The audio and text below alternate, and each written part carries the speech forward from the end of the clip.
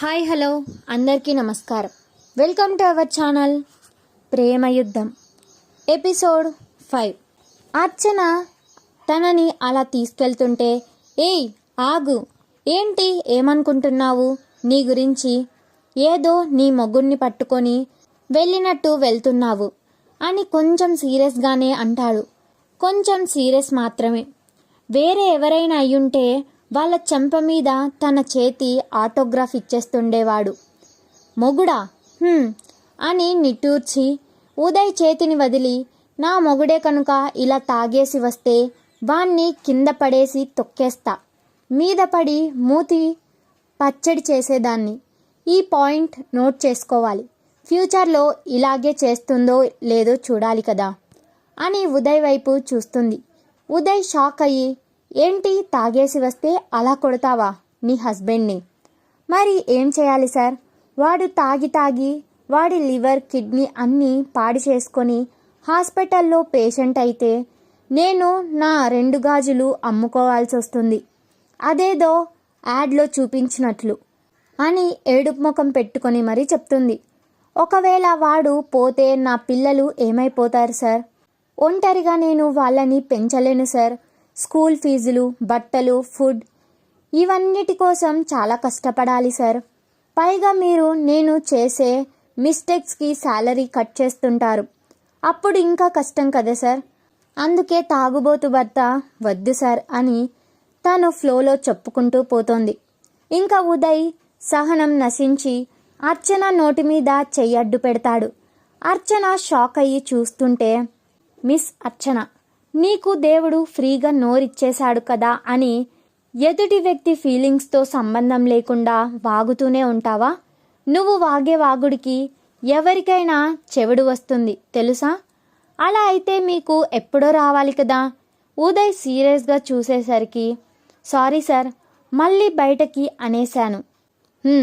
నువ్వు ఇలా లోపల అనుకుంటున్నవన్నీ బయటకి అంటుంటే ఖచ్చితంగా ఏదో ఒకరోజు చాలా పెద్ద ప్రాబ్లంలో పడతావు. పడతాను కాదు సార్, పడ్డాను. ఏంటి, ఏమైంది సార్? మా పిన్ని త్వరగా ఇంటికి రమ్మంది సార్.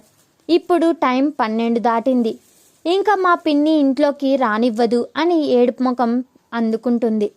మిస్ అర్చన, అలా ఏడవకుండా సైలెంట్గా కారెక్కితే మీ ఇంటి దగ్గర డ్రాప్ చేస్తాను.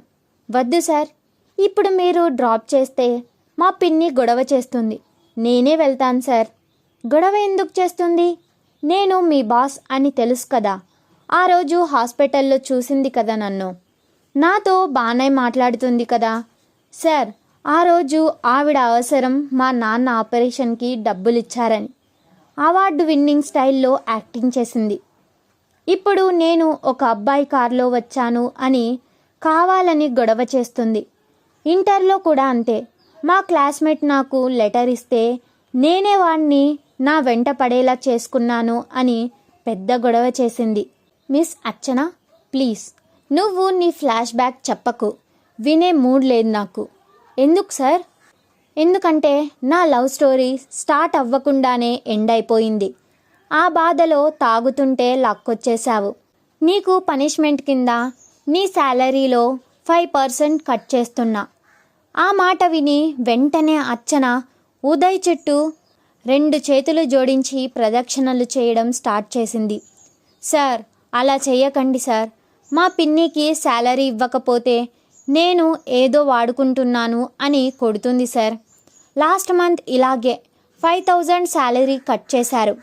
అప్పుడు మా పిన్ని వాత పెట్టింది సార్ అని తన చెయ్యి చూపిస్తుంది. తన మోచేతి దగ్గర కాల్చిన మచ్చ ఉంది. తను ఆఫీస్కి ఎప్పుడు ఫుల్ హ్యాండ్స్ ఉండే చుడిదారి వేసుకొస్తుంది కాబట్టి సరిగ్గా కనిపించలేదు, కానీ ఈ లాంగ్ డ్రెస్లో స్లీవ్ హ్యాండ్స్తో ఉండేసరికి కనిపించింది. చేతి మీదే కాదు, ఫేస్ మీద కూడా అక్కడక్కడ చిన్న చిన్న గాయాలు ఉన్నాయి. తెల్లని చర్మం మీద గాయాలు చూసేసరికి ఉదయ్కి కంట్లో నీళ్లు వచ్చేశాయి. అవి కనిపించకుండా కోపంగా, నిన్ను కొడుతుంటే ఏం చేస్తున్నావు నువ్వు? మొగుడు తాగొస్తే మాత్రం పచ్చడి చేస్తా, పప్పు చేస్తా అని అంటావు. మీ పిన్నిని మాత్రం ఏం చెయ్యవా? అయినా మీ నాన్న ఏం చేస్తుంటాడు?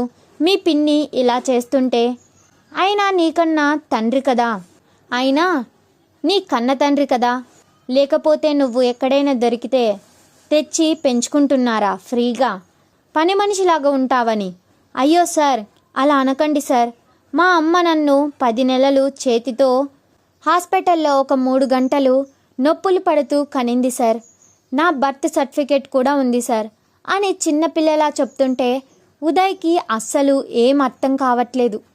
అమ్మాయి అయినా ఇంకా చిన్నపిల్లలాగా బిహేవ్ చేస్తుంది అనుకుంటా. మీ నాన్న థియేటర్లో సినిమా చూసే ప్రేక్షకుల్లాగా చూస్తూ ఉంటాడా అని అడుగుతాడు. అవును సార్, పాపం ఏం చేస్తాడు, ఏదైనా అంటే మా పిన్ని వెంటనే కిరోసిన్ క్యాన్ పట్టుకొని కిచెన్లోకి వెళ్ళి చచ్చిపోతాను అని బెదిరిస్తుంది.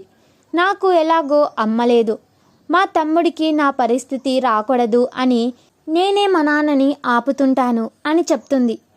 నీ స్టోరీ వింటుంటే సీరియల్లో హీరోయిన్స్ లాగా ఉంది నీ లైఫ్. మీరు మారరు కదా, కారు ఎక్కు సార్ ప్లీజ్ అని అంటుంటే మిస్ అర్చన, నువ్వు ఎక్కకపోతే ఈ మంత్ శాలరీ కట్ అని మాట. బయటకు అలా వచ్చిందో లేదో ఫాస్ట్గా పరిగెత్తుకుంటూ వచ్చి కార్ ఎక్కేస్తుంది. Story continues. Please share your opinion on the story. Archana భయమే నిజమవుతుందా? చూద్దాం నెక్స్ట్ ఎపిసోడ్లో. ఉమా ఆంటీ వెయిటింగ్ అక్కడ విత్ భారీ dialogues. Wait for the next episode. Subscribe to our channel. Thanks for watching.